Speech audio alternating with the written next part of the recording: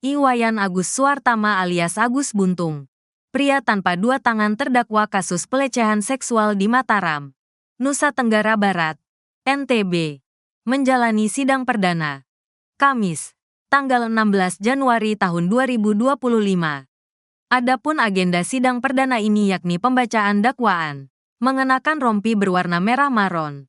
Agus tiba di Pengadilan Negeri PN Mataram sekira pukul 8.59 WITA.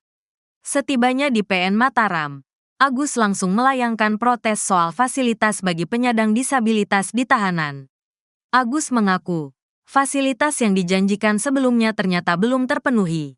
Sebelumnya ada pemberitaan ada sebuah pendampingan di lapas atau disebut dengan fasilitas disabilitas. Saya menyebutkan atas nama KDD, Komisi Disabilitas Daerah, untuk memenuhi hak-hak yang harus dipenuhi. Karena apa yang disebut bohong, kata Agus. Kamis, dilansir tribunlombok.com. Satu di antara 19 kuasa hukum Agus, Ainuddin mengatakan, kliennya merasa tidak nyaman di dalam lapas. Oleh karena itu, pihaknya akan mengajukan penangguhan penahanan, bisa tahanan rumah atau tahanan kota, supaya hak-haknya bisa terpenuhi seperti biasa, jelasnya.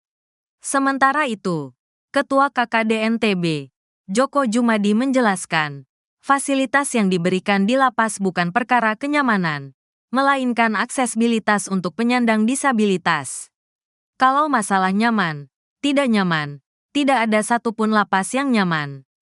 Kalau tenaga pendamping itu dari narapidana di lapas, terangnya, Joko mengatakan, Agus mendapatkan tenaga pendamping selama di lapas yang berasal dari narapidana setempat.